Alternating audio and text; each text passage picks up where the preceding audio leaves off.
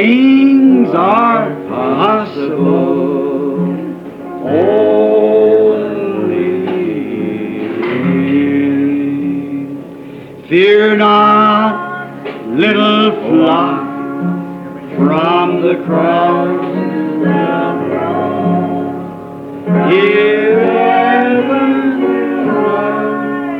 He went for his own.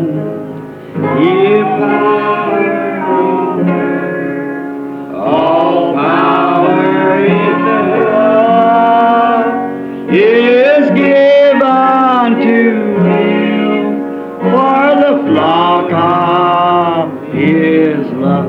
What's the Christmas star say now? Oh,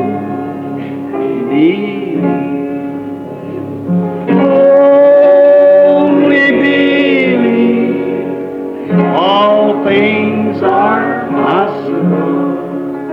Only believe, only believe, only believe, all things are possible.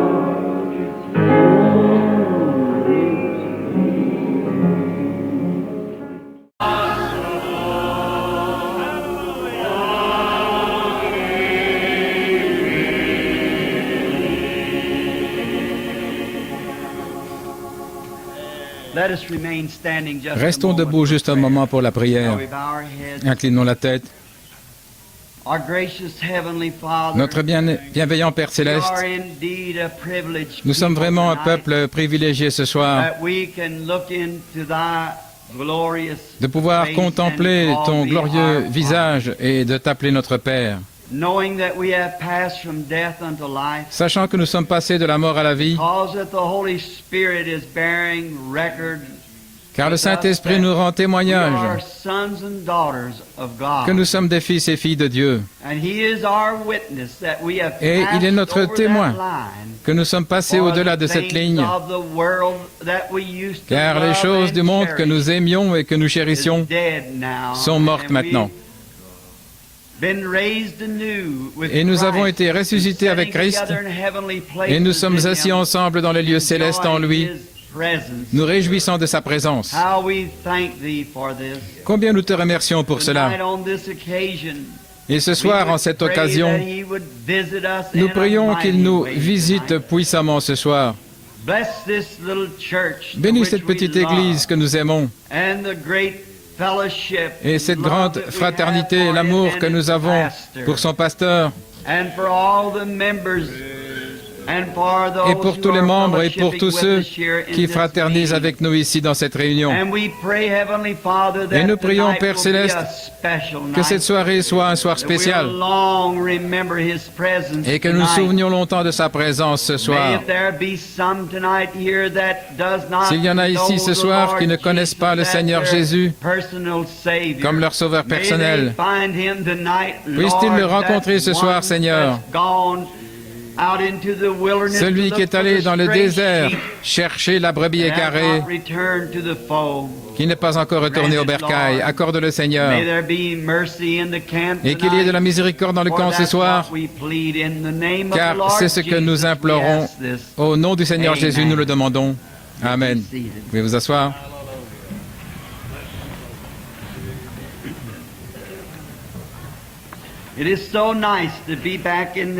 C'est si agréable de revenir dans ce tabernacle, cette église ce soir, pour avoir une bonne communion.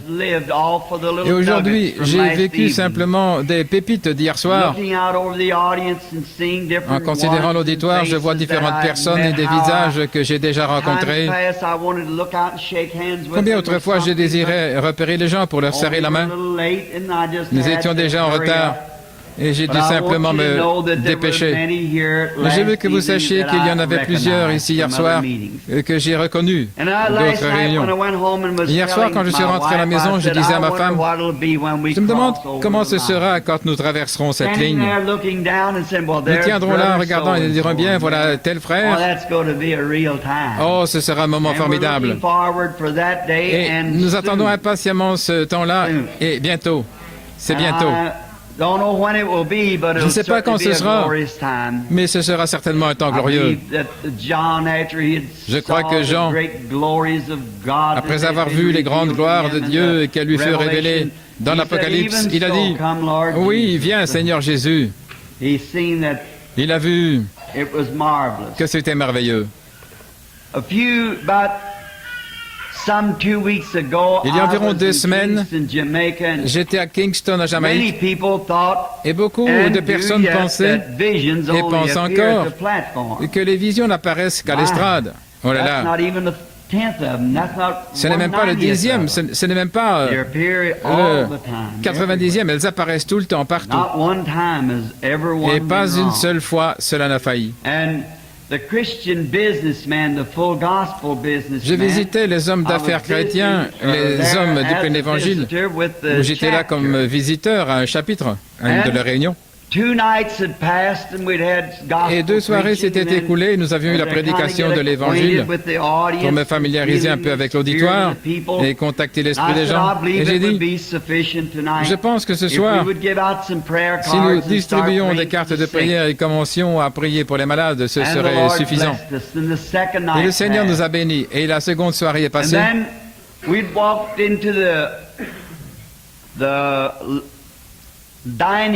Ensuite, nous sommes entrés dans la salle de restaurant de l'hôtel Flamingo.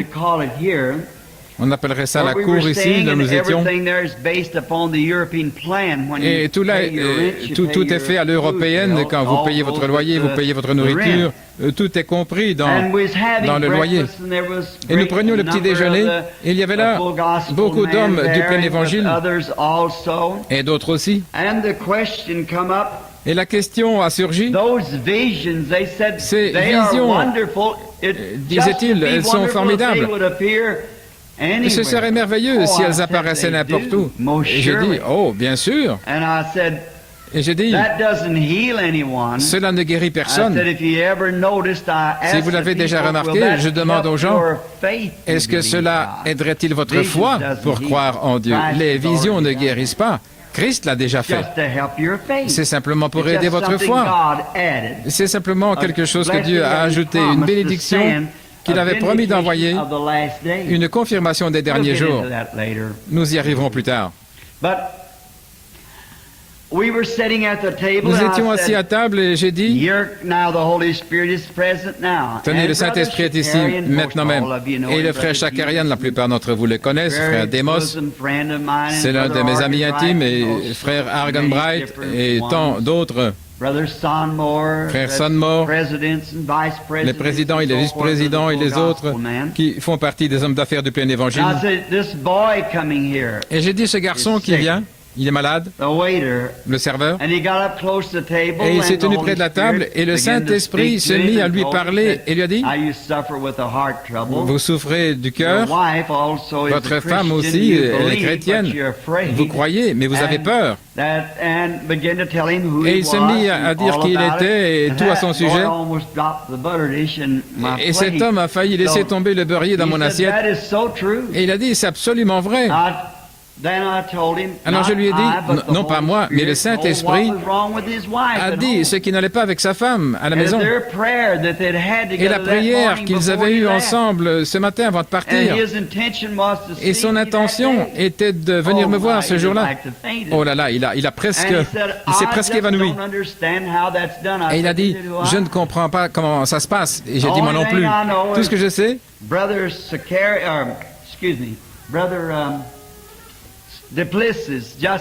frère Duplessis était juste dehors près de la voiture quand je suis arrivé en voiture, et frère Mercier et moi nous parlions du merveilleux esprit qu'il y a dans cette église. Nous aimons cela, cette belle communion. C'est très bien, frère, continuez comme ça. Le frère, notre pasteur. C'est bien. Et nous parlions. Et il a dit, frère Branham, je pense que vous avez bien des durs. Non, ce qui m'étonne, c'est la grâce de Dieu. J'ai bien des fois épuisé sa miséricorde, mais je ne pourrai jamais épuiser sa grâce. Et j'en suis heureux. Et pendant que nous parlions ce matin-là à table, Une jeune femme est passée alors avec des draps sur l'épaule, se rendant dans une des chambres pour faire les lits, et j'ai dit, eh bien, il y a une lumière suspendue au-dessus de cette fille. J'ai dit, faites-la revenir. Nous l'avons rappelée. Et le Saint-Esprit a commencé à lui dire tout ce qu'elle avait comme problème. Et elle n'était pas une chrétienne, pas une croyante du plein évangile, je pourrais dire. Elle avait fait une profession alors qu'elle était un enfant et sa mère l'avait amenée à l'église, elle avait 12 ans, elle avait été baptisée, mais elle n'allait jamais à l'église. Et c'est pourquoi j'ai dit qu'elle n'était pas chrétienne. L'église ne fait pas de vous un chrétien. L'Église vous aide seulement à devenir chrétien. Elle vous aide à rester ce que vous êtes devenu en naissant. Elle vous aide à faire une expérience pendant que vous communiez ensemble avec des frères de la même précieuse foi. Et ainsi, pendant qu'on était assis là, j'observais, et frère Demos Shakarian m'a appelé. Il a dit, qu'est-ce qui se passe? Si seulement il n'avait pas dit ça à ce moment-là. J'ai dit, souvenez-vous, ainsi dit le Seigneur, quelqu'un qui m'est proche est sur le point de mourir. Et il y a un jeune homme qui crache du sang. Et j'ai dit, où est Billy? Beaucoup d'entre vous connaissent mon fils Billy Paul. Sa mère est morte alors qu'il n'était qu'un petit enfant.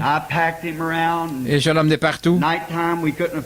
Et la nuit, nous n'arrivions pas à nous procurer assez de charbon pour entretenir le feu. Alors je plaçais son biberon sous mes épaules afin de le garder chaud pour la nuit. Et quand il se réveillait pleurant sa mère, je lui mettais le biberon dans la bouche. Elle m'a demandé, alors qu'elle mourait, de toujours rester avec Billy. Et nous avons été vraiment des amis. Et j'emmène Billy partout où je vais. Et il m'est attaché. Ainsi, Billy s'appelait aller à ce qu'on appelle The Garden of Hope pour faire des photos. Et je lui dis, n'y va pas, quelque chose est sur le point d'arriver.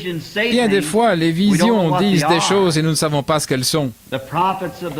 Les prophètes de la Bible ne comprenaient pas ce qu'ils écrivaient. Ils écrivaient simplement et c'étaient des hommes confirmés et inspirés.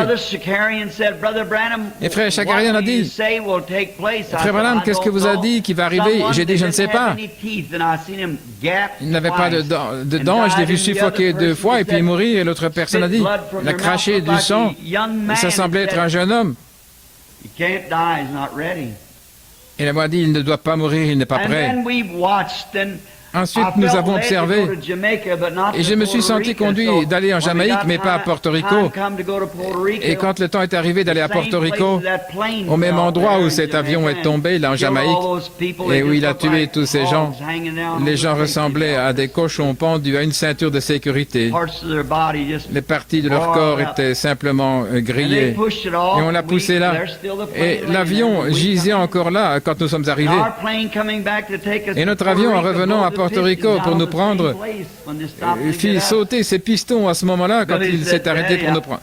Et Billy a dit, papa, est-ce que tu es sûr que nous devons prendre le risque de monter à bord? Et j'ai dit, le chapitre des hommes d'affaires du plein évangile a dit que je dois y aller.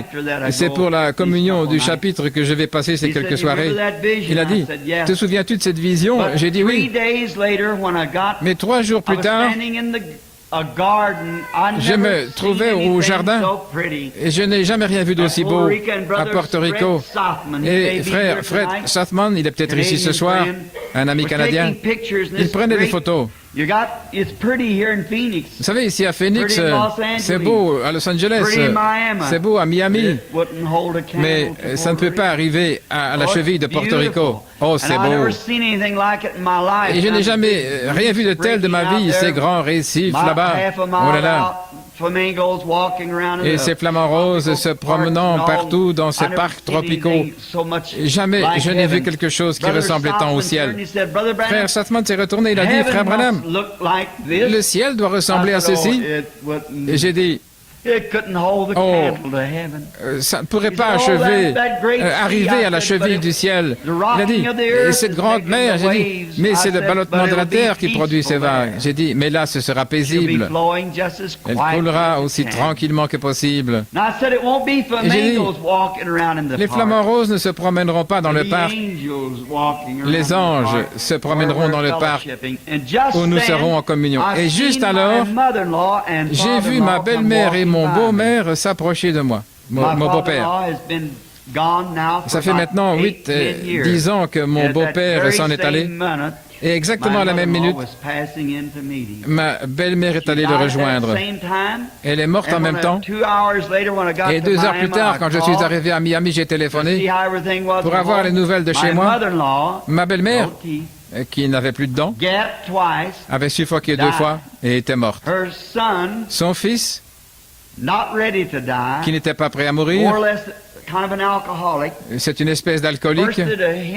Une hémorragie a éclaté venant de son estomac et le sang jaillissait de sa bouche et de partout. L'autre jour, Frère Shakarian m'a téléphoné, il a dit, Frère Branham, de tout ce que j'ai entendu, jamais rien ne m'a frappé autant que cela. Voyez-vous, il fallait qu'il appelle à ce moment-là pour arrêter cette vision, pour qu'on ne sache pas de qui il s'agissait, pour que ce soit quelque chose qui l'aide à comprendre. Il a dit, je pense que le ministère commence maintenant à opérer. Qu'il en soit ainsi. Que quelque chose arrive ici même à Phoenix qui inspirera tout le monde. Puisse le Saint-Esprit venir parmi nous et faire quelque chose. Et qui nous amènera à resserrer l'armure et à nous apprêter pour sa venue. Que le Seigneur vous bénisse. Maintenant, pour ne pas vous garder longtemps, parce que vous êtes debout. Mais vous êtes un si bel auditoire, je sens comme si je pouvais parler toute la nuit. Mais je ne le ferai pas, je ne pense pas. Mais je suppose qu'hier soir, vous avez pensé que j'essayais de le faire. Je vais juste vous donner un petit avertissement. L'autre matin, j'ai parlé sur un sujet à mon tabernacle. J'ai commencé à 9h30 et j'ai terminé vers 12h30. Je les avais prévenus avant. C'était entendre, reconnaître et agir. Il se pourrait qu'un dimanche après-midi ou quelque chose de ce genre, nous parlions sur le même sujet. Pendant près d'1 an, le Saint-Esprit traite avec moi pour que je prêche cela et finalement, j'ai prêché cela à l'Église. J'oublie combien de bandes les garçons ont faites sur cela avant notre départ. Ouvrons à présent nos Bibles rapidement au chapitre 7 de Saint Matthieu et nous commençons à lire au verset 24. C'est pourquoi quiconque entend ces paroles que je dis et les met en pratique sera semblable à un homme prudent qui a bâti sa maison sur le roc. La pluie est tombée, les torrents sont venus, les vents ont soufflé et se sont jetés contre cette maison. Elle n'est point tombée parce qu'elle était fondée sur le roc. Mais quiconque entend ces paroles que je dis et ne les met pas en pratique sera semblable à un homme insensé qui a bâti sa maison sur le sable.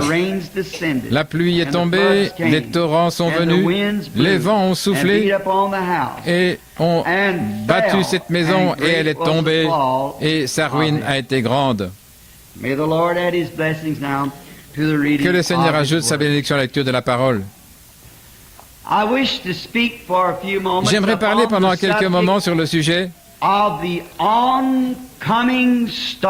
tempête qui approche. Et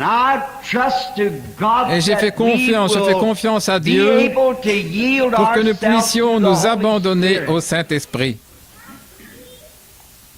Car tout le monde sait que je ne suis pas un prédicateur. Il y a des prédicateurs derrière moi ici. Je n'ai jamais été formé pour être un ministre. Et selon ma façon lente de parler, mais le Seigneur m'a donné autre chose à faire. Mais j'aime prendre mon temps afin de pouvoir expliquer ce que je sais au sujet du Seigneur et sa bonté et essayer d'en parler aux autres. Et maintenant, nous parlons ce soir sur la tempête qui approche et si avec les mots je n'arrive pas à exprimer ce que je sens dans mon cœur, je prie que le Saint-Esprit le révèle.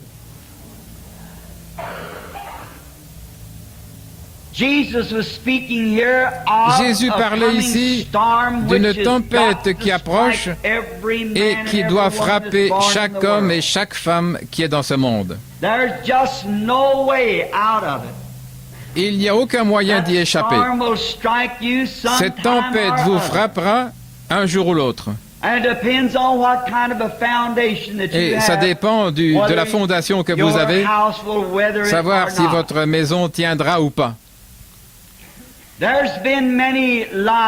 Beaucoup de vies ont été épargnées grâce à la préparation prise en vue des tempêtes. Et beaucoup de vies ont été perdues pour avoir négligé l'avertissement sur des tempêtes qui approchent. Il n'y a pas longtemps, on m'a raconté une histoire qui est arrivée, je pense que j'ai lu ça dans un journal, en Floride. Beaucoup de violentes tempêtes balayent la Floride, des typhons venant de la mer amènent l'eau là au pâté de maison de la ville et balayent tout. Et on m'a dit que leurs prophètes météo sont toujours à surveiller ces tempêtes. D'une façon ou l'autre, au moyen des éléments, ils peuvent détecter le changement du temps et de l'atmosphère. C'est-à-dire comment ce temps se forme qui entraîne l'une de ces tempêtes. Parce qu'ils ont étudié toute leur vie et à l'aide de certains instruments dont la science les a pourvus.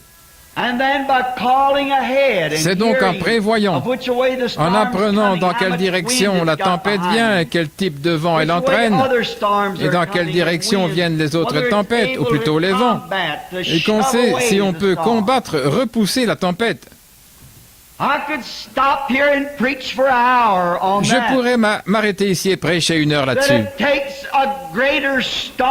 Qu'il faut qu'une plus grande tempête approche. Il faut un vent plus puissant pour détourner cette tempête. C'est ce qu'il en est aujourd'hui. Et nous savons tous qu'il y a une tempête qui approche.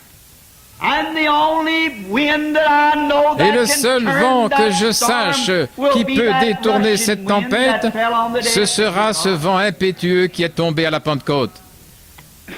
On m'a dit que même des hommes de cette ville parlent maintenant contre le communisme. Et ils devraient le faire. Mais le fait de parler ne suffit pas. Nous devons trouver le moyen de détourner la chose. Et il n'y a qu'une seule chose qui puisse détourner cette tempête. C'est une tempête plus puissante qui peut la contrer et lui faire changer de direction. Et ces prophètes météo en Floride sont très précis quant à leurs prédictions. Ils sont là en vue de prévenir les gens. Je lisais, j'ai oublié, je crois que c'était dans un journal, à propos d'une tempête il y a quelques années qui s'était abattue sur la Floride centrale, et tous les alentours d'Okeechobee qui avaient été prévenus. Je suis passé là il y a environ 5 semaines. Et il y avait un voisin qui était constamment à l'écoute de la radio à cause de ces tempêtes. Et c'était un chrétien de grande renommée. Et il avait appris qu'un grand typhon venait dans cette direction, tordant les arbres, et tout le monde avait été prévenu pour se mettre à l'abri. Et il pensa à son voisin qui avait une ferme d'élevage de poules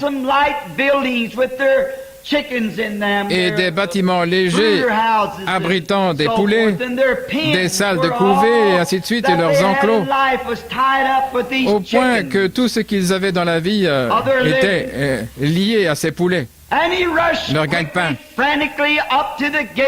Et sans tarder, tel un fou, il a couru jusqu'au portail, il arrêta sa voiture et sauta de là. Et il dit à son ami: prends tous tes poulets et mets-les dans l'abri contre la tempête. Et puis viens vite chez moi. Parce qu'un typhon approche, une tempête qui va tout détruire. Et l'homme s'est mis debout et l'ayant regardé, il se mit à rire de lui en disant: quelle blague! J'ai entendu des gens prédire des choses semblables et ce n'est jamais arrivé. Et le voisin chrétien était si agité qu'il a dit: mais si ça arrivait, effectivement. Nous entendons des remarques du genre: j'ai appris que ceci va arriver, que cela va arriver. Mais cela va arriver un de ces jours. Et il nous incombe d'écouter chaque avertissement. Mais cet homme a dit: je n'ai pas le temps pour de telles absurdités. J'élève des poulets et je n'ai pas le temps pour ça. Et il a crié à haute voix et le voisin a dit: pour l'amour de Dieu, alors laisse ces poulets, John, et viens vite, toi et ta famille. Si toi tu ne veux pas croire, laisse ta famille venir. Et il a dit: je ne permettrai pas que ma famille s'emballe à cause de quelques avertissements radiophoniques. Mes enfants et moi, nous avons décidé de vivre ainsi. Et ma femme m'écoutera parce que je suis le chef de famille. Et elle doit m'écouter, c'est moi le patron. Et je ne permettrai pas que mes enfants s'agitent et soient tiraillés pour une telle absurdité.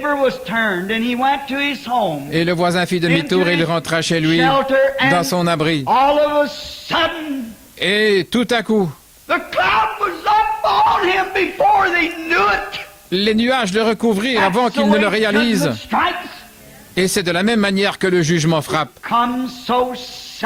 Il vient soudainement. Et vous vous demandez comment ça a pu arriver si vite. J'ai vu des hommes cruels qui jadis maudissaient Dieu tomber et s'écrier en disant: comment peux-tu m'infliger un tel châtiment? Toute la fondation fut balayée de dessous de lui en un instant.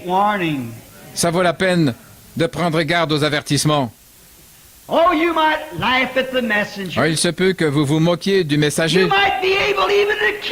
Il se peut que vous soyez même capable de le tuer. Mais vous ne pouvez pas tuer le message. Il ira malgré tout de l'avant. Le message de Dieu est éternel. Ses paroles ne failliront jamais. Paul avait réussi à faire lapider Étienne. Mais toute sa vie, jusqu'à ce qu'il s'abandonne à Christ, il ne put se débarrasser du message. Je vois les cieux ouverts et Jésus se tenant à la droite de Dieu. Quelque chose s'était emparé de lui. Ce n'était pas le messager, c'était le message qu'il avait. Quand la tempête balaya la contrée, elle envahit le poulailler et le fermier, et on ne retrouva jamais son corps. et sa femme luttant de manière frénétique. Ils vivaient près du grand lac Okeechobee et les eaux se mirent à monter comme le typhon faisait monter les eaux partout du fond du lac. C'est ce qui les rend si dangereux. Ce sont des hauts fonds. Les bateaux tanguent et c'est ce qui fait que les vagues montent et renversent les bateaux. Les tempêtes surgissent et font tourbillonner l'eau et l'emportent à des kilomètres. Et les eaux s'étendirent de sorte que la mère comprit qu'il n'y avait plus d'espoir, à moins d'amener les enfants sur le toit du bâtiment. Elle prit donc les enfants et les amena sur le toit du bâtiment, où ils s'agrippèrent à la cheminée de la maison.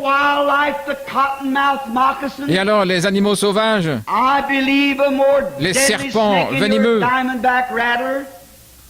je pense à un serpent plus mortel que votre serpent à sonnette, Diamondback, et ils rampèrent pour se mettre à l'abri. Et ils arrivèrent comme elle sur la toiture. Pour avoir écouté son mari et n'avoir pas pris garde à l'avertissement. Elle frappa du pied à la ça et là, mais elle dut se tenir là et voir ces méchants serpents mordre ses enfants jusqu'à ce que ceux-ci meurent sur le toit. Et la mère elle-même fut tellement mordue que finalement, elle en mourut. Et c'est la seule version que nous avons de l'histoire. Quand la tempête se fut calmée, les équipes de secours à la recherche des corps et ainsi de suite la trouvèrent morte sur la toiture avec ses enfants gisant à ses côtés. Oh, ça vaut la peine de prendre garde aux avertissements. La première chose à faire, avant qu'il y ait un avertissement, il faut qu'il y ait une préparation faite en vue de la sécurité. Sinon, c'est inutile d'envoyer des avertissements. Et l'avertissement n'est qu'une voix de quelqu'un qui vous aide à vous préparer contre le danger. Premièrement, il faut que des préparations soient prises.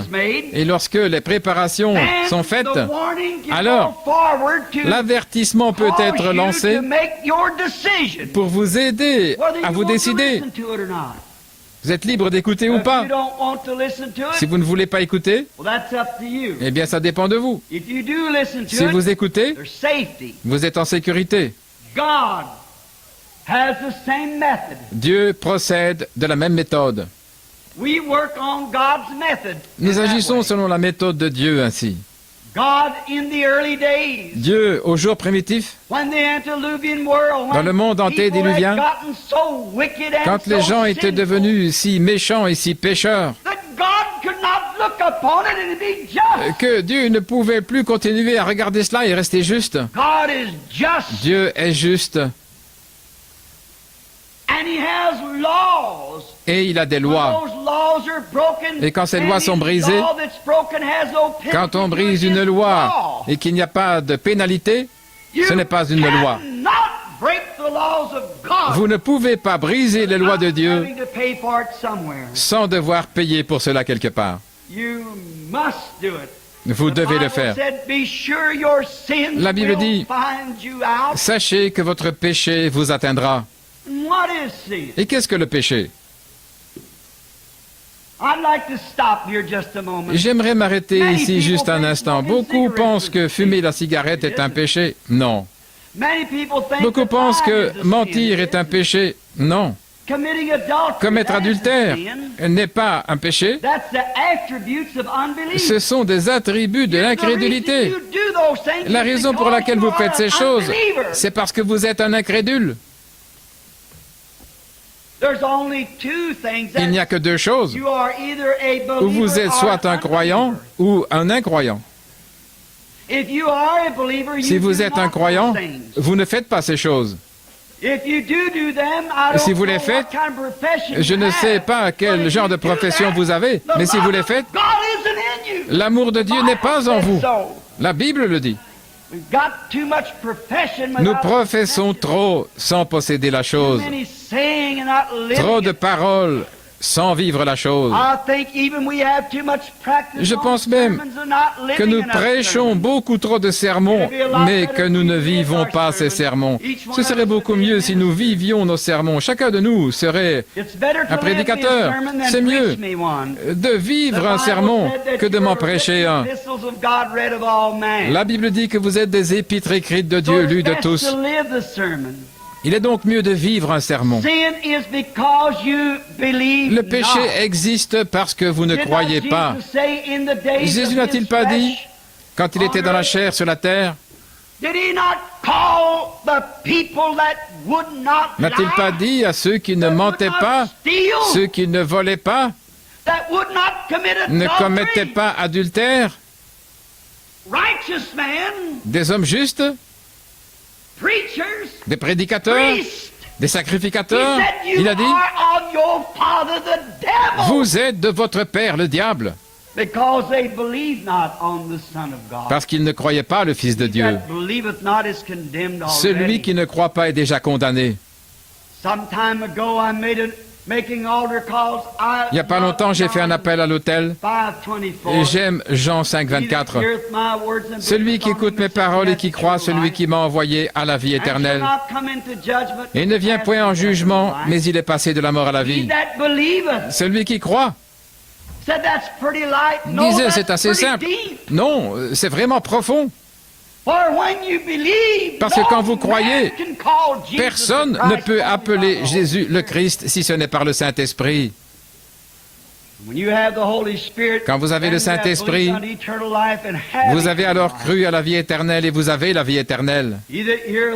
Celui qui entend mes paroles et croit en celui qui m'a envoyé a la vie éternelle. Et il ne viendra point en jugement, mais il est passé de la mort à la vie. La préparation, s'apprêter.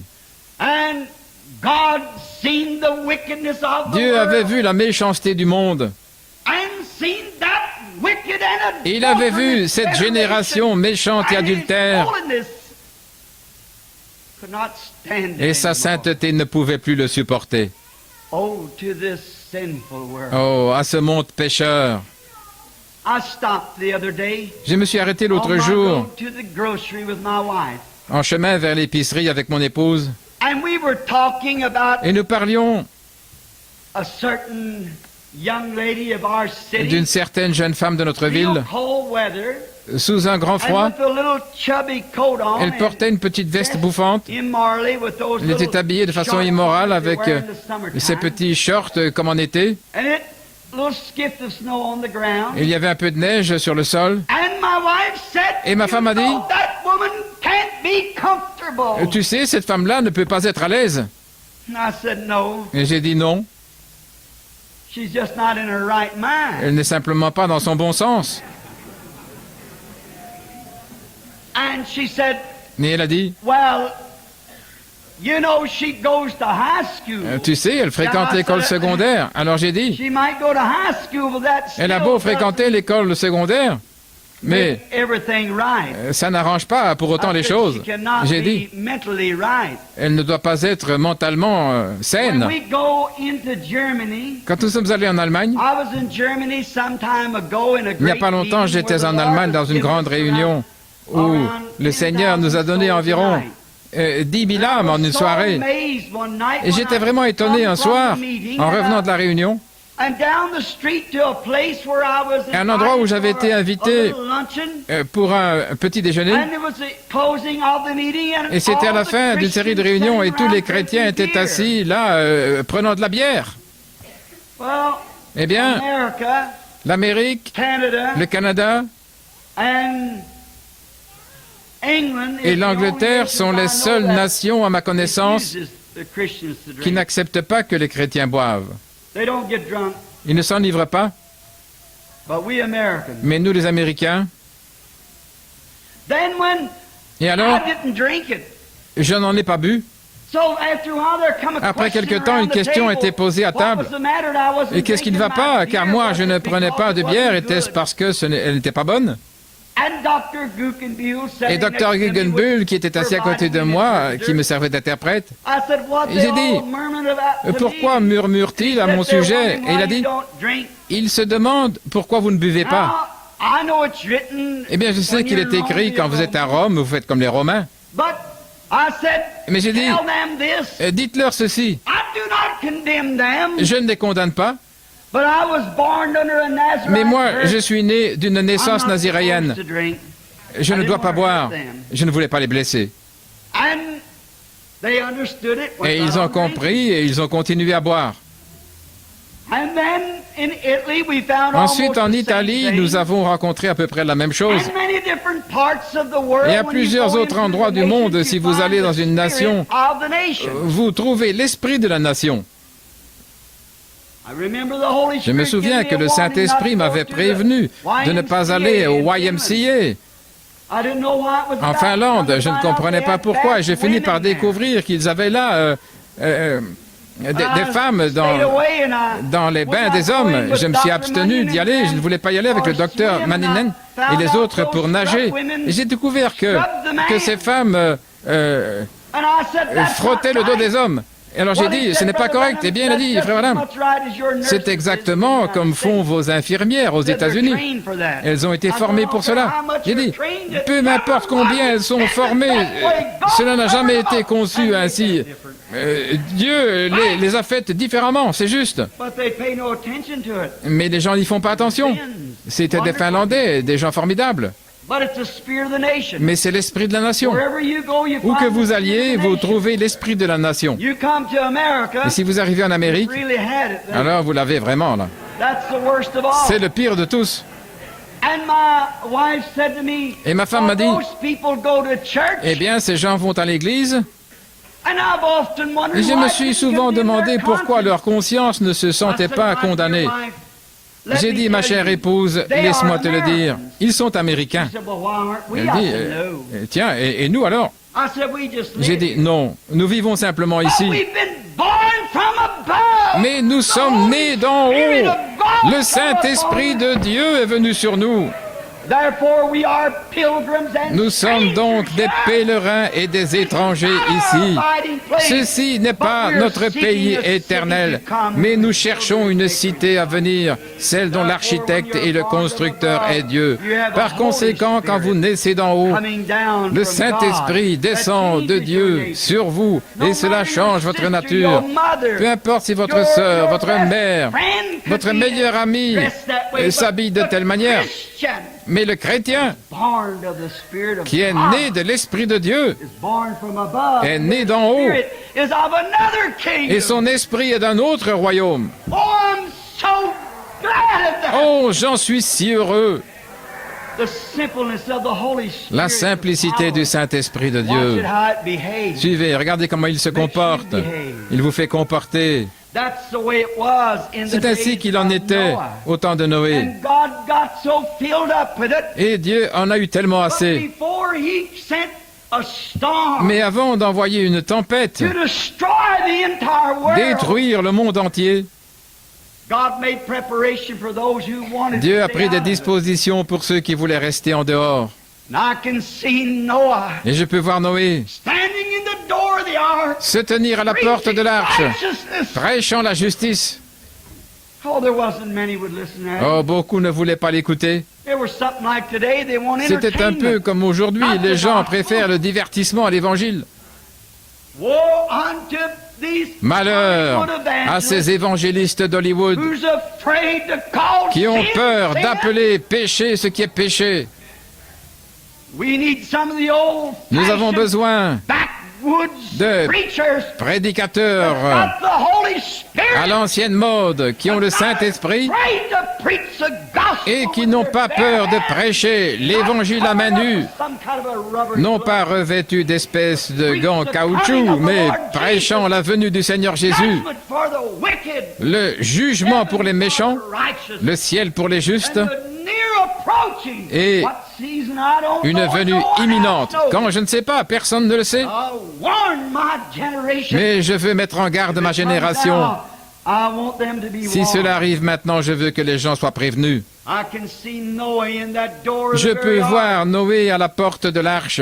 Oh, I'd just like to believe one thing. It Oh, wasn't j'aimerais that way. juste croire une chose, que ce n'était pas ça la voie. Mais Noé se tenait là à la porte, la seule voie de sécurité. I can see Moses Je peux voir later, Moïse plus tard, standing in the door with blood on the lintel, se tenant à la porte avec le sang appliqué sur le linteau, prêchant le jugement, with the blood on the lintel. avec le sang appliqué sur les linteaux des portes. Et aujourd'hui, Is the door to the Jésus sheepfold. est la porte de la bergerie, Ministers of the gospel, prêchant standing in l'évangile, that door, se tenant à cette porte, pleading with the congregation. suppliant l'assemblée à venir se mettre en sécurité. No doubt, but what there was many laughing. Sans doute qu'il y en avait beaucoup qui se moquaient de Noé, qui le ridiculisaient. La Bible dit que c'était des moqueurs. I can just hear them say Je peux something les like entendre this. dire quelque chose comme ceci. Noah, Noé, if you haven't got some better entertainment si, than that, si tu n'as pas un you meilleur just stay divertissement, home. nous allons rester chez nous. The world today, Le monde America aujourd'hui, doesn't l'Amérique, want the gospel. ne veut pas l'évangile. They want entertainment. Ils veulent se divertir. They've got to have something to Il faut entertain qu'ils aient them. quelque chose pour A les lot of divertir. fancy music, Beaucoup de musique or fantaisiste something like that, ou quelque chose de or ce some genre, kind of a party, ou une espèce some de kind of a réception Wiener roast, which them things are all right avec des outside the saucisses de church. Francfort grillées, ce qui est bien en dehors de l'église. Mais l'église est un endroit où le jugement doit être prêché dans la puissance de la résurrection du Seigneur Jésus, ainsi que l'avertissement. Le jugement commence par la maison de Dieu. Non pas des fêtes, mais le jugement. Lot fut averti. Et quand les anges, quoiqu'il ne sût pas que c'était des anges, quand ils sont venus là, leur message concernait Sodome. Sortez de cet endroit pécheur. Dieu a pourvu à une échappatoire pour vous. Sortez de cet endroit pécheur. Et Jésus dit ce qui arriva du temps de Sodome. Regardez le genre de vie qu'ils vivaient. Et Jésus compara ce jour-là à celui-ci. Un jour de péché. Remarquez que lorsque Lot alla parler à son peuple, on se rit de lui, on le ridiculisa. Et les péchés de la ville tourmentaient son âme juste. Le message des anges ne les secoua pas. Cela n'eut aucun effet sur eux. Pourtant, il leur était demandé de sortir parce que la ville était sous le jugement. Et Dieu allait envoyer une tempête de feu sur la ville. Mais ils refusèrent de bouger, ils refusèrent de sortir. Ils étaient satisfaits, là, dans leur péché. Les gens aujourd'hui semblent être très à l'aise dans le péché, parce qu'ils possèdent une nouvelle voiture, parce qu'ils peuvent prendre 3 repas par jour, et dormir dans un lit propre, c'est merveilleux. Cela peut être une bonne chose, mais lorsque la prospérité vient comme cela, on oublie Dieu. Je pense que nous les prédicateurs, nous les chrétiens, nous nous sommes trop préoccupés avec le programme de construire des églises, d'avoir une meilleure église ou quelque chose comme ça, ou une plus grande église, de meilleurs bancs, vous savez. Mais nous avons oublié la chose essentielle. Le jugement, la justice, la puissance du Saint-Esprit, la résurrection, le jugement éternel. Les anges ne manquèrent point de prêcher le message. Quoiqu'on essaya de les arrêter, leur message continua quand même. Avez-vous remarqué? C'est comme un homme qui dirait « Je vais refuser de croire que le soleil brille. Je ne veux rien avoir avec le soleil. » Il ferme les yeux, il descend au sous-sol de sa maison et il dit « Je veux absolument ne pas admettre que le soleil brille. » Vous dites « Eh bien, frère Branham, il y a quelque chose qui ne va pas mentalement avec cet homme. » Eh bien, l'homme qui rejette Jésus-Christ le fait sur les mêmes bases. Le Saint-Esprit est plus réel que le soleil. Le soleil faillira, mais le Saint-Esprit ne peut pas faillir. Celui-ci n'éclaire pas seulement pour le sens de la vue, mais il éclaire l'âme, une lumière de gloire qui nous conduit vers Dieu et qui projette le calvaire pour nous et les souffrances du Seigneur Jésus, le jugement qui vient et l'échappatoire pour ceux qui veulent venir. Je préférerais être totalement aveugle physiquement que avoir ma vue spirituelle, plutôt que d'être totalement aveugle spirituellement et d'avoir ma vue physique. Je préférerais avoir la vue spirituelle. Remarquez, qu'est-ce qui n'irait pas avec cet homme? Ceux-là, ses amis pourraient venir et dire Jim, John ou quel que soit son nom, tu es dans l'erreur. Sors de ce sous-sol sombre qui sent le moisi. Il pourrait se lever et dire écoutez, je suis satisfait de l'endroit où je me trouve. Il n'aime pas le bon soleil, il n'aime pas ses rayons qui guérissent, il n'aime pas sa beauté, sa chaleur pour sa vie. Il y a quelque chose qui ne va pas avec cet homme. Il en va de même de l'homme ou de la femme qui veut rester dans le monde des ténèbres, qui s'enferme dans le péché de l'incrédulité, en disant les jours des miracles sont passés, la guérison divine n'existe pas, il n'y a pas de Saint-Esprit. C'est parce que vous refusez de sortir de la moisissure et des fausses du diable et de l'enfer et du péché et de l'orgueil pour marcher dans la lumière de l'Évangile, laquelle vous apportera de la chaleur. Oh, que c'est réconfortant de voir les jugements approcher et d'éprouver ce sentiment de réconfort du Saint-Esprit. Je les entends parler de bombes atomiques et je pense à la chose qui est arrivée. Une paix qui dépasse tout entendement. Eh bien, la bombe ne pourrait pas plus sortir du canon que nous soyons dans la présence de Jésus, ayant la vie éternelle. Nous, les gens âgés, serons rajeunis, jeunes à nouveau. Les bébés auront un certain âge, là où il n'y aura plus ni mort ni chagrin. Oh, que c'est merveilleux. Voulez-vous dire qu'un homme refuserait de sortir et d'entrer dans cela? Il y a quelque chose qui ne va pas. S'il ne reçoit pas la lumière du soleil, il devient finalement pâle. Il devient vraiment pâle. Et la maladie s'installe. C'est le problème avec le monde aujourd'hui. C'est le problème avec la plupart de nos églises. Nous devenons anémiques. Nous avons besoin d'une transfusion de sang. Pâle. Parce que nous faillissons. Notre santé spirituelle se détériore.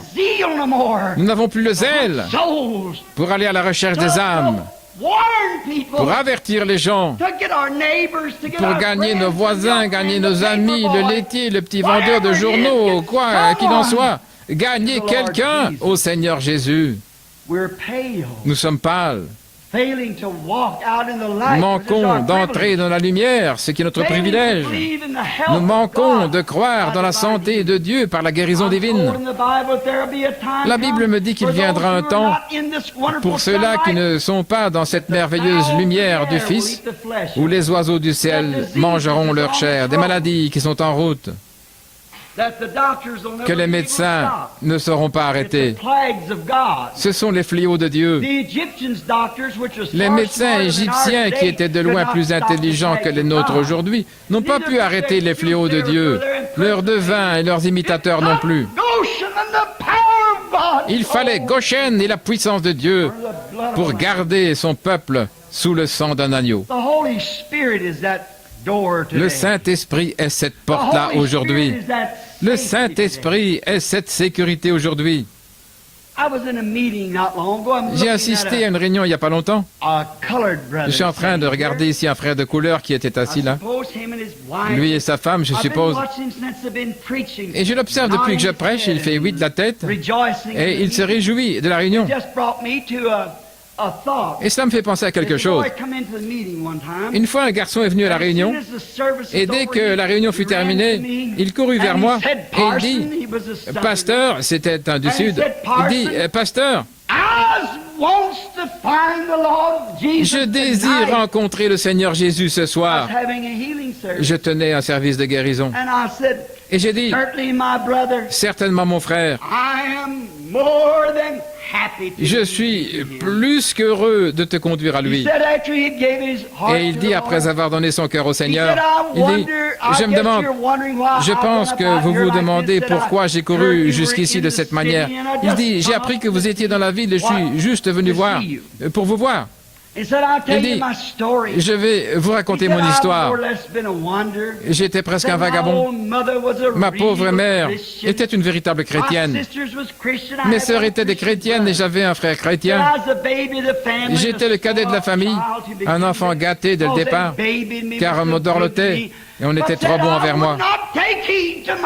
Mais je ne faisais pas attention à ma mère, ni à ma famille pieuse.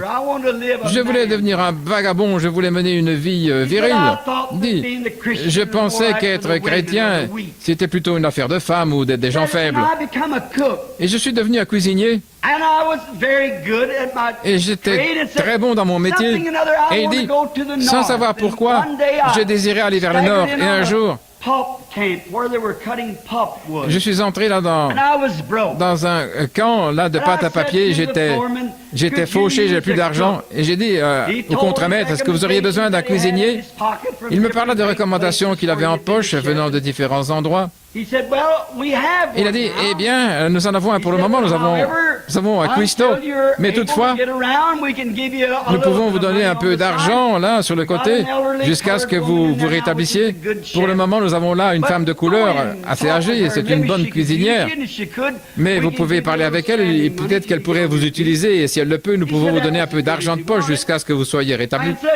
Il a dit que c'était son souhait, il a rencontré la vieille dame et qu'il l'aida pendant 2 ou 3 jours. Et il dit qu'un soir, il était couché là et il dit qu'il avait remarqué des éclairs qui traversaient la façade du mur. Et après un moment, il se demanda, y a-t-il quelqu'un dehors? Et il dit après un moment, il entendit un grondement lourd, c'était un tonnerre. Et il dit qu'il entendit des voix à l'extérieur. Et on disait, vous savez, nous ferions mieux de retourner là où il y a les chevaux pour nous en occuper, car il est possible que nous ne restions pas ici très longtemps. Il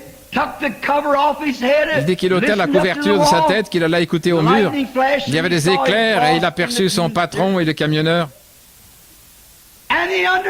Et il comprit, d'après leur entretien, qu'il y avait une tempête qui venait par les montagnes, ce que nous appelons là, dans la région du Nord, des vents du Nord, qui viennent brusquement sans avertir. Et on n'avait pas le temps de faire quoi que ce soit. Les montagnes sont très élevées et ça éclate tout d'un coup. Et il y avait des éclairs. Et il disait, vous savez, il se peut que nous ne soyons plus là. Après un certain temps, il disait, ça a l'air d'une terrible tornade qui arrive.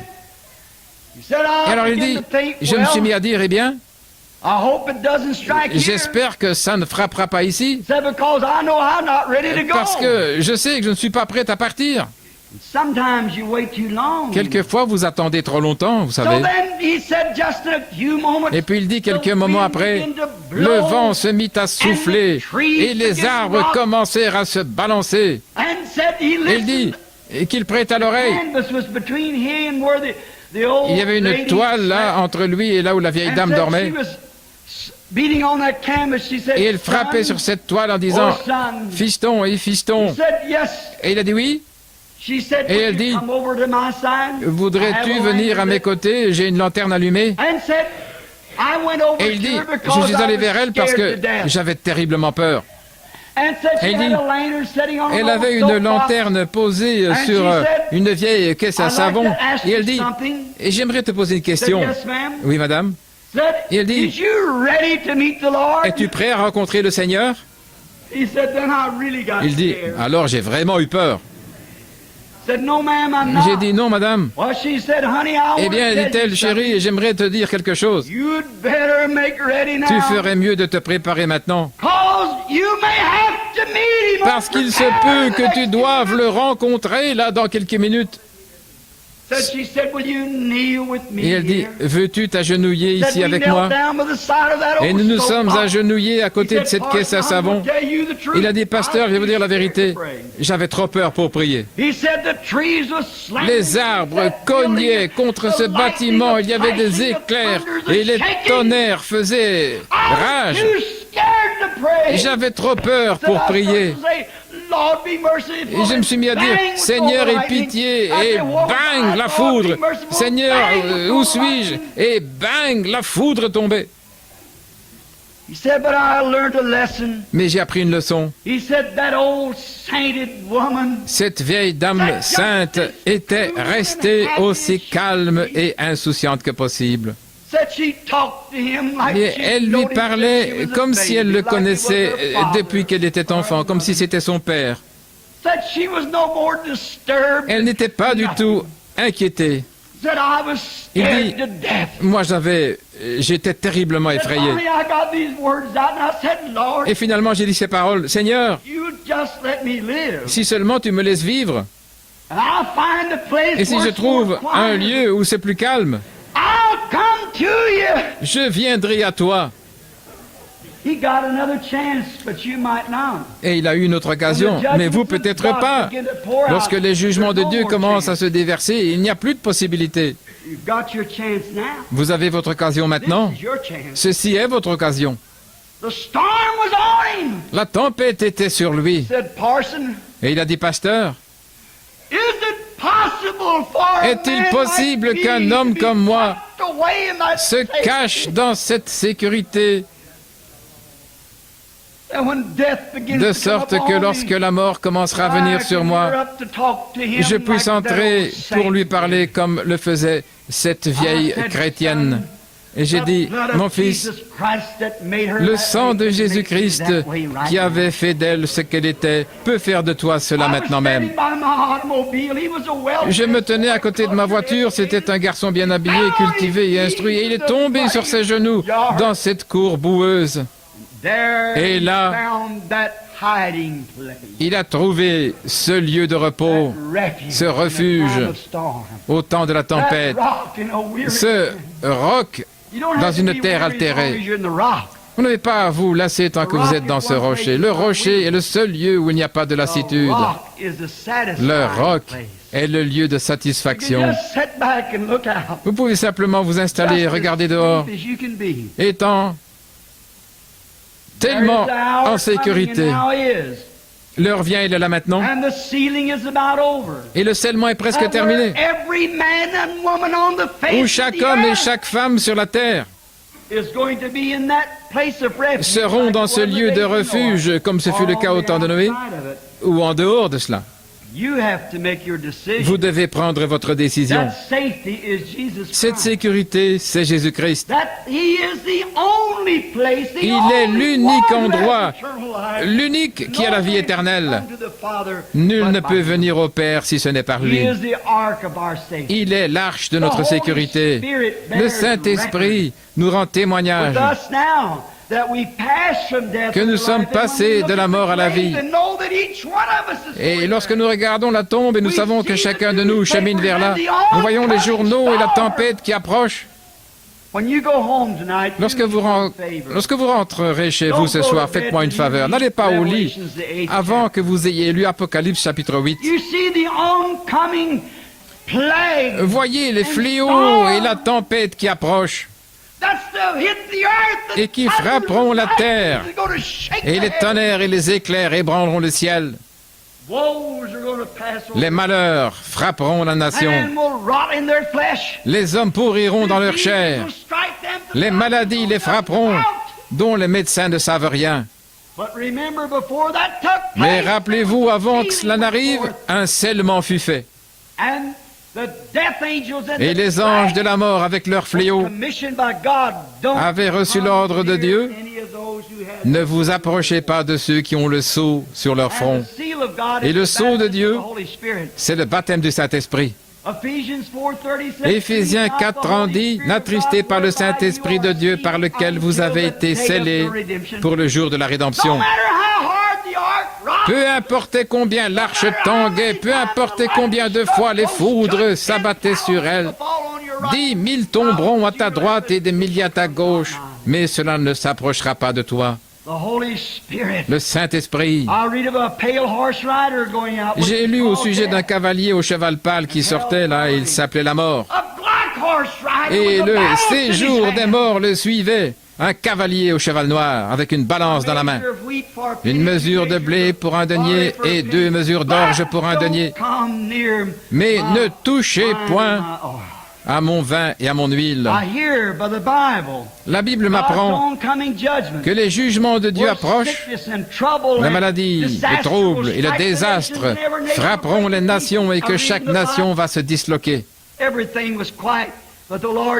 Tout était calme, mais le Seigneur Jésus dissipa l'obscurité de ses yeux et il saisit le maire de la ville et il s'écria « Je vois, je vois !»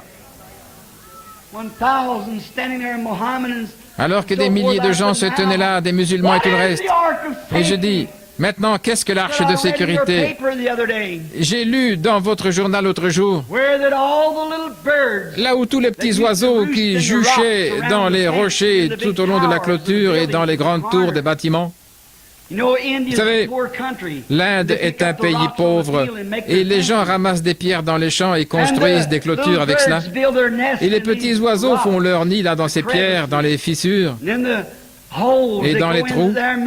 Ils y entrent et ils font leur nid pour s'abriter contre la pluie. Et puis le bétail dans l'après-midi, lorsque le soleil traverse le ciel vers l'ouest, eh bien le bétail se met à l'ombre de ces clôtures et de ces grandes tours pour se mettre à l'ombre. Mais pendant environ 2 jours, il se produisit une chose très étrange. Tous les petits oiseaux avaient pris leurs petits. Les petits oiseaux, leurs petits, tous ensemble, ils s'étaient envolés loin des murs. Et ils ne retournèrent même pas la nuit. Ils étaient partis là, au milieu du champ. Et le bétail ne put pas revenir de l'après-midi. Ils restaient loin des murs. Et ils se mirent ensemble. Et ils se tenaient si resserrés qu'ils faisaient de l'ombre les uns pour les autres. Frères, sœurs, c'est ce que l'Église devrait faire. Nous n'avons pas besoin de l'ombre de Babylone ou du modernisme aujourd'hui. Nous avons besoin des bénédictions les uns des autres, ensemble, de notre témoignage et de notre amour chrétien, ainsi que de la fraternité répandue dans notre cœur par le Saint-Esprit. C'est ce qui constitue l'ombre. Alors je peux tenir mon frère par la main et ma sœur par la main et savoir que nous sommes des citoyens du royaume de Dieu et que nous nous aimons les uns les autres et que nous prenons position ensemble pour cette grande cause, la cause de Christ. Que vous soyez méthodiste, baptiste, presbytérien, unitaire, bénitaire, trinitaire ou quoi que ce soit, cela n'a pas de différence. Aussi longtemps que le sang de Jésus-Christ nous purifie de tout péché et que nous ayons communion les uns avec les autres, c'est ce que nous voulons. La fraternité, la communion. Ils restèrent dans les champs, ils ne voulurent pas se tenir à l'ombre des murs. Les gens trouvaient ça étrange. C'était quelque chose d'étrange. Qu'arriva-t-il? Tout à coup, il survint un tremblement de terre qui fit écrouler les murs par terre. Si les petits oiseaux s'y trouvaient, eux et leurs petits seraient comme cette femme avec son mari et ses enfants à Miami, ou plutôt à Okeechobee. Ils seraient morts lors de l'écroulement des murs. Si le bétail s'était tenu dans les environs pour s'appuyer contre ces murs, ils auraient péri avec ces murs. Et ça s'est passé il y a 3 ans.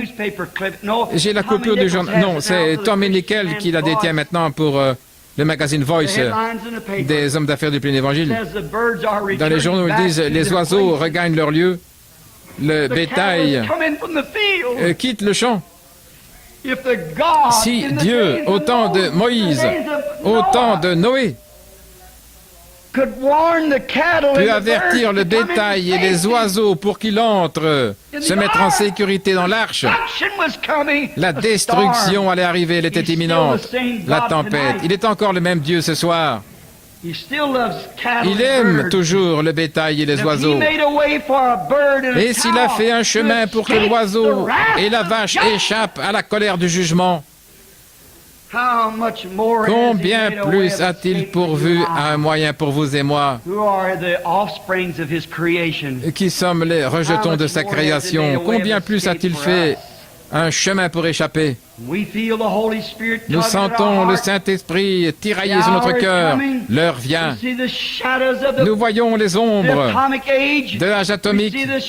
Nous voyons les ombres de l'âge de l'hydrogène. Nous voyons les nations se disloquer. Israël qui se réveille. Les nations se disloquent. Israël se réveille.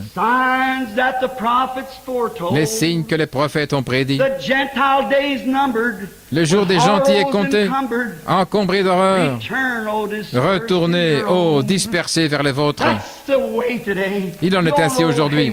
Tous, vous connaissez le vieux cantique de Haywood. Le jour de la rédemption est proche. Les cœurs des hommes défaillent de peur. Soyez remplis de l'esprit, que vos lampes soient préparées et claires. Levez les yeux, votre rédemption approche. Les tempêtes viennent. Il y a un lieu de refuge béni, c'est en Christ. Inclinons la tête un instant. J'aimerais que vous pensiez sérieusement et solennellement. Avez-vous déjà trouvé ce lieu de refuge béni contre la colère? Rappelez-vous, il n'y a pas de lieu de refuge, il n'y en a qu'un seul. Il se peut que vous soyez un bon membre d'Église, je n'ai rien à dire contre cela. Mais si c'est tout ce que vous avez, et que votre vie n'est pas semblable au livre des Actes, si le Saint-Esprit que vous professez avoir ne vous fait pas vivre comme ils ont vécu dans le livre des Actes, et que votre vie pourrait écrire un nouveau livre des Actes, alors vous feriez mieux d'écouter l'avertissement. Si la première vigne a produit une église pentecôtiste, la seconde vigne, ou plutôt la deuxième branche sortie de la vigne, produira une autre église pentecôtiste avec une expérience pentecôtiste portant les mêmes fruits que la première église. Est-ce que vous demeurez dans cette présence bénie et sacrée du Seigneur? Êtes-vous passé de la mort à la vie? Ou bien vous reposez-vous sur une émotion, un état psychologique ou un discours intellectuel? Ou bien demeurez-vous constamment dans sa présence, portant les fruits de l'Esprit dans votre vie? La longanimité, la bonté, la douceur, l'amabilité. Pouvez-vous supporter quelqu'un qui vous critique et l'aimer au point de prier pour lui dans votre cœur? Ou bien est-ce que c'est une petite prière égoïste? Oh Seigneur, je sais que je devrais prier pour lui, mais... Oh non, frère. Cette douceur, cet amour de Dieu. Oh, inonde mon âme. Oh Saint-Esprit, inonde mon âme.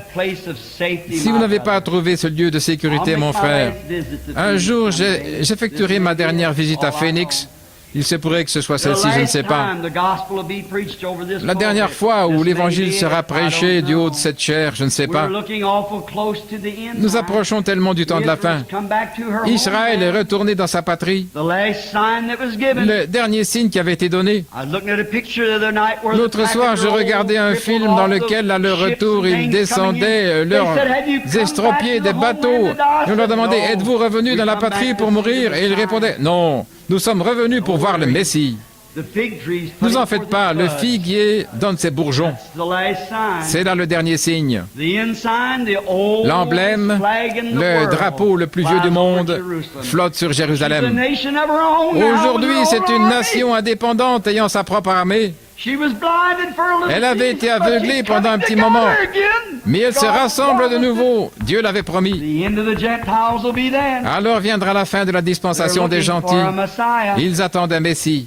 Vous savez, un jour on a demandé à Dieu, est-il possible que tu oublies Israël? Il dit, quelle est la hauteur des cieux? Quelle est la profondeur de la terre? Mesurez cela. Le prophète a dit, non, je ne le peux pas. Il a dit, je ne peux pas non plus oublier Israël. C'est la prunelle de mon œil. C'est là le dernier signe. Jésus a dit, lorsque vous verrez le figuier bourgeonner, sachez que le temps est proche, même très proche. Israël commence à être restauré. Ils ont leur propre monnaie. Il y a 4 semaines, ils ont leur propre monnaie. Et c'est une nation à part entière. Qu'attendons-nous? La fin de la dispensation des gentils. Et le dernier signe prophétisé aux gentils, c'était manifester à la nation et au monde entier, comme il en fut au temps de Sodome, lorsqu'il demanda, où est Sarah ta femme? Comment un étranger avait-il su que c'était Sarah? Comment savait-il que son nom était Sarah et que c'était la femme d'Abraham? Et Sarah rit là derrière dans la tente et l'homme dit, pourquoi Sarah a-t-elle ri? Et Jésus dit, lorsque ceci arrivera, le temps est proche. On l'a déjà vu, c'est passé. Ce qui suit, c'est le jugement. Êtes-vous dans ce lieu de refuge béni, mon ami? Que Dieu soit miséricordieux. Si vous n'y êtes pas, et que vous aimeriez qu'on se souvienne de vous dans la prière, levez la main et dites, frère Branham, priez pour moi, partout dans le bâtiment. Que Dieu vous bénisse, et vous, et vous. C'est bien. Que Dieu vous bénisse. Quelqu'un d'autre, souvenez-vous de moi, frère Branham. Que Dieu vous bénisse, frère. Que Dieu vous bénisse, sœur. Que Dieu vous bénisse là au fond. Que Dieu vous bénisse, jeune dame. Oui, que le Seigneur vous bénisse. Quelqu'un d'autre, levez simplement la main. Dites, frère Branham, qu'est-ce que ça signifie? Que Dieu vous bénisse, que Dieu vous bénisse. Qu'est-ce que ça signifie, frère Branham, lorsque je lève la main? Savez-vous que selon la science, vous ne pouvez pas lever la main? S'il n'y avait pas de vie en vous, vous ne pourriez pas le faire. La science ne sait pas ce qu'est la vie. Ils savent que c'est la vie, mais ils ne savent pas ce que c'est. Ils ne peuvent pas la fabriquer. Qu'est-ce que c'est? La science dit que la pesanteur retient vos mains vers le bas, de même qu'elle retient vos pieds au sol. Mais vous avez un esprit en vous. Et cet esprit, quelque chose est près de vous. Jésus a dit, nul ne peut venir à moi, à moins que le Père ne l'attire premièrement. Et tous ceux que le Père m'a donnés viendront à moi. N'êtes-vous pas heureux ce soir de savoir que Dieu peut traiter avec votre cœur? Qu'il y a là une petite voix qui dit, viens te mettre en sécurité. Il a dit, je ne mettrai pas dehors celui qui vient à moi. Qu'est-ce qui a dû se passer? Vous avez dû avoir quelque chose à côté de vous qui vous a dit, tu es dans l'erreur. Il se peut que vous soyez un membre d'église, mais vous êtes dans l'erreur. Vous n'avez pas encore reçu le Saint-Esprit. Vous n'êtes pas dans l'arche. Comment entrons-nous dans l'arche? On n'y entre pas. Comment y entrer? Par un seul esprit, nous sommes tous baptisés dans un seul corps. Tous les croyants sont baptisés pour former un seul corps. Comment? Par le Saint-Esprit. Et voici les signes qui suivront ceux qui auront cru. Nous y voilà dans le corps, en sécurité. Si vous n'y êtes pas, ne laissez pas Satan vous mépriser ce soir au point de vous empêcher de lever la main. Eh bien, qu'est-ce que cela fait? Cela a brisé toute loi scientifique lorsque vous avez la main. Cela montre que vous avez pris une décision, quelque chose de plus grand que la science. Quelque chose qui a défié les lois de la science. Vous avez dit, il y a un esprit en moi qui dit, je suis dans l'erreur. Il y a quelqu'un assis près de moi qui dit, accepte-moi. Et j'ai levé la main vers là d'où la voix est venue, vers le ciel. Sois miséricordieux envers moi, ô Dieu. J'ai besoin de toi. Je veux le Saint-Esprit. Je veux être en sécurité. Je veux que mes péchés soient sous le sang. Je veux être scellé dans le corps de Christ, afin que je me sente à l'aise, que je puisse bénéficier des rayons de la guérison, que je puisse bénéficier des rayons de la guérison divine dans mon âme, une guérison physique dans mon corps, jouir de la marche avec l'agneau chaque jour en sécurité. Peu importe ce que dit le journal, les journaux, moi j'ai appris par un grand journal appelé la Bible que je suis en sécurité. Peu importe ce qui arrive, je suis toujours en sécurité. Si la mort me prend, ceux qui sont en Christ, Dieu les ramènera avec lui à sa venue. Je suis toujours en sécurité. La mort ne peut pas m'inquiéter. Que Dieu vous bénisse, monsieur. Que Dieu vous bénisse. Quelqu'un d'autre avant de prier. Je veux ce lieu de sécurité éternel, frère Branham. Y a-t-il encore quelqu'un? Que Dieu vous bénisse. C'est bien. Et là, à l'arrière. Merveilleux. Maintenant, le même Dieu qui vous a convaincu que vous êtes dans l'erreur est ici pour arranger cela avec vous. Inclinons la tête maintenant et restons dans la prière. Parlez-lui simplement maintenant à votre propre manière. Si vous pouvez faire plus que ce que fit ce publicain-là qui se frappait la poitrine, disant « Oh Dieu, sois miséricordieux envers moi, un pécheur », c'est tout ce qu'il avait à dire. Dieu connaissait le reste. Et il rentra chez lui justifié. Puissiez-vous aller de la même manière ce soir, étant à l'abri de la tempête. Notre Père Céleste, ces quelques paroles désordonnées et décousues, juste comme j'étais conduit à les dire, Seigneur, et je prie que d'une manière ou l'autre, comme le petit garçon qui répétait l'alphabet et qui disait que c'est tout ce qu'il pouvait faire, et que toi tu connaissais les mots et que tu pouvais mettre les lettres en ordre, tu as vu la simplicité de son cœur.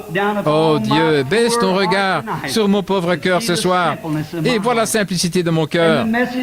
Et le message a été apporté, Seigneur, dans l'amour et dans la douceur, afin que les gens trouvent le repos que tu m'as donné à moi et à des milliers d'autres, afin qu'ils connaissent Jésus, l'unique sauveur de leurs âmes, afin que lui les conduise vers Dieu notre Père et qu'il soit mis en sécurité dans son sein, là par son côté fendu, et qu'il l'accepte et soit épargné du jugement. Et beaucoup ce soir, Seigneur, oui, beaucoup ont levé la main. Que puis-je faire d'autre, Seigneur, sinon leur dire de croire? Et s'ils croient et qu'ils ont été sincères, il est impossible qu'ils manquent de recevoir la vie éternelle en cette heure. Car tu as dit, celui qui entend mes paroles, c'était les tiennes, Seigneur. Peut-être pas correctement assemblé, mais c'était toi. Et peut-être l'as-tu fait pour ceux qui ont levé la main, Seigneur, car tu as dit, nul ne peut venir à moi, à moins que je ne l'attire. Et celui qui vient à moi, je ne le mettrai pas dehors, mais je lui donnerai la vie éternelle. Et je le ressusciterai au dernier jour. Nous savons, Éternel, que c'est toi. Ils ont levé la main, ils te veulent. Et maintenant, Père, remplis leur cœur. Remplis leur cœur de bonté et de miséricorde et du Saint-Esprit. Puisse ceci être une soirée qu'ils n'oublieront jamais, car c'est le soir où ils auront reçu Jésus-Christ comme leur Sauveur et où ils ont été remplis du Saint-Esprit.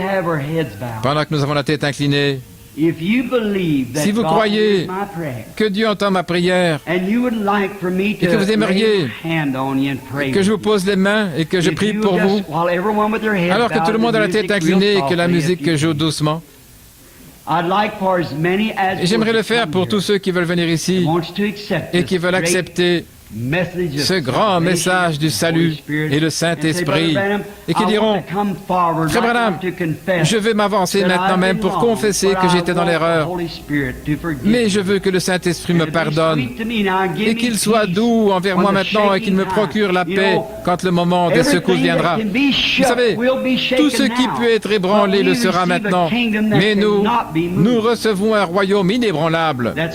C'est Christ.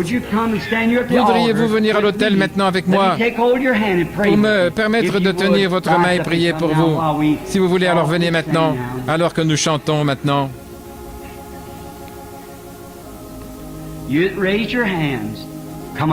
Vous qui avez levé la main, avancez-vous maintenant, juste à l'autel, alors que nous chantons.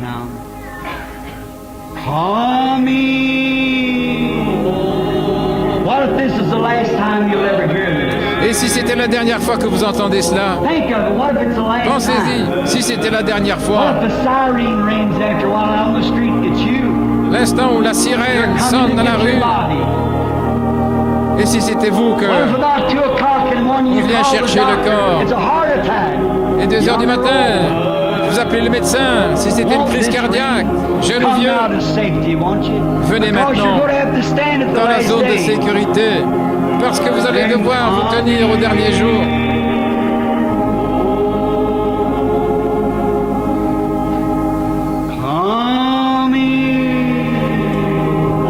Je reviens à la maison.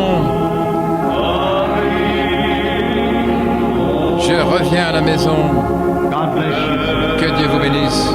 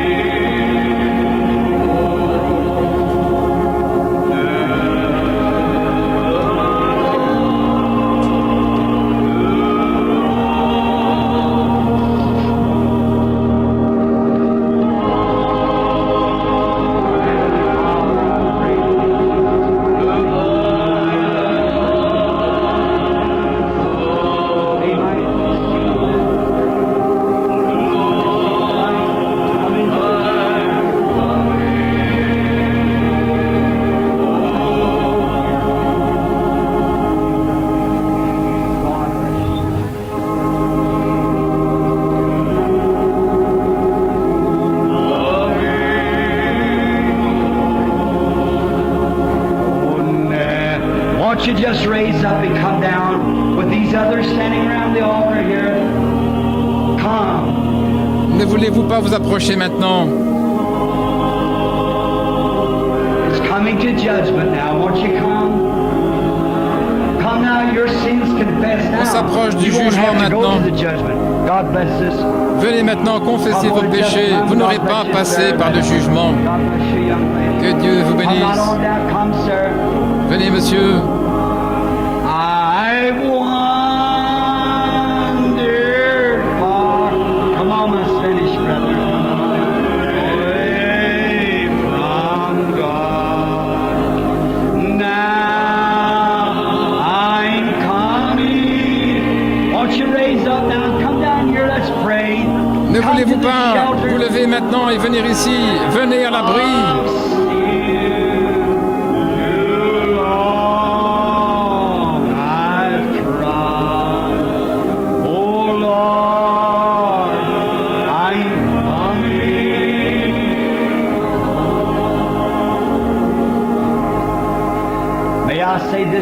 Puis-je dire ceci pendant que l'orgue continue à jouer? Le message de ce soir est un message d'amour, de grâce et d'avertissement. Demain soir, ce message pourrait être dans vos oreilles quelque part ailleurs, un message de condamnation et de jugement. Pendant qu'il y a la miséricorde, venez le recevoir. Je vous prie, mon ami. Je devrais vous rencontrer un jour avec ce que j'ai dit ce soir. Que cela témoigne de la miséricorde pour vous. Pendant que nous chantons encore une fois, maintenant, je reviens à la maison. Juste un instant. Nous voulons prier avec ceux ici à l'autel. Encore une fois maintenant.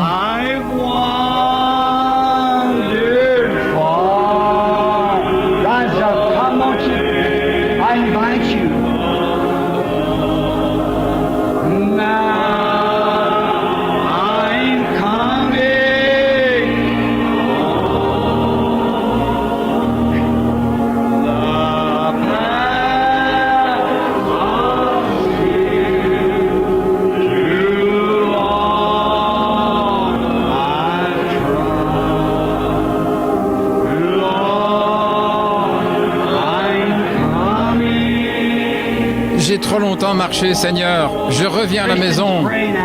Chrétiens, priez maintenant. Je reviens à la maison. Come, my sinner brother. Come, sister. The purchase of his blood to whom Christ died for. Won't you come now? Venez, mon frère, ma sœur, vous qui avez été acquis par son sang, vous pour qui Christ est mort, ne voulez-vous pas venir maintenant?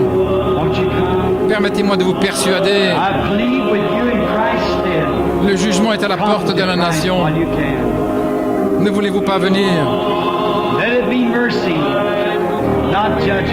Que ce soit la miséricorde et pas le jugement.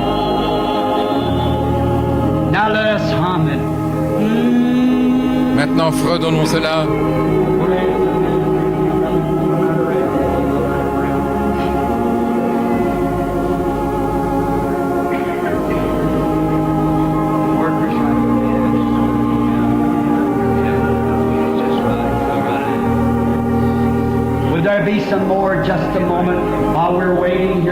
Y en aurait-il encore juste un instant pendant que nous attendons ici maintenant? N'est-ce pas un doux moment? Je ne sais pas. Il se peut que je sois seul à le sentir, mais je me sens si bien en ce moment même. C'est ce que je désire ardemment, c'est ce que j'aime. Lorsque je n'étais qu'un jeune prédicateur, la sœur d'un ministre m'a dit une fois qu'elle voulait que je l'accompagne à une soirée dansante. Je lui ai répondu que je n'allais pas aux soirées dansantes. Elle m'a dit de l'amener à un show. Je ne pouvais pas le faire. Et elle a dit, mais toi, où trouves-tu ton plaisir? Et j'ai dit, viens avec moi à la réunion. Et ce soir-là, je tenais une réunion sous tente. Je n'étais qu'un garçon d'environ 21 ans. Et ce soir-là, plusieurs sont venus à l'hôtel. Je la vis assise là en pleurant. Je lui fis un signe. Et j'ai dit, vous m'avez posé une question hier soir, je peux y répondre ce soir. Elle a dit, qu'était-ce, Billy? J'ai dit, voici la plus grande joie de ma vie. Voir des pécheurs venir, quelque chose de satisfaisant dans mon cœur, qui ne parle que de paix. Je reviens à la maison. Je reviens à la maison. Oh, j'aime ça, cette douceur. Vous sentez juste le Saint-Esprit qui est présent, qui est satisfait. Vous avez bien fait. C'est la préparation pour le service de guérison. D'abord une guérison spirituelle. Le corps de Christ est malade. Il a besoin de guérison. Le corps spirituel. I'm coming.